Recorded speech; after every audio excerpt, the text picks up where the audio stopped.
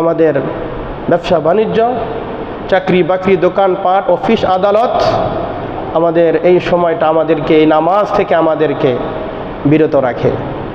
হ্যাঁ, মুয়াজ্জিন ডাকতেছে হাইয়া আলাস সালাহ, হাইয়া আলাল ফালাহ, আসো কল্যাণের দিকে আসো, আসো নামাজের দিকে আসো।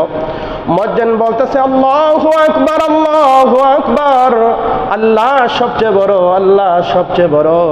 বন্ধু তুমি বলতেছো যে না না, আমার দোকান আমার কাছে বড়, আমার কাজ আমার কাছে বড়, আমার চাকরি আমার কাছে বড়, আমার ব্যবসা আমার কাছে বড়, আমার দুনিয়া আমার কাছে বড়। আল্লাহ বলে বলে বলে বান্দা এখন তোমার বুঝে আসবে না, আজ তেরে শান শৌকত মাল দৌলত সবে হয়, আঁখ বন্ধ করো দেখো তুম কুন তোমারে সামনে।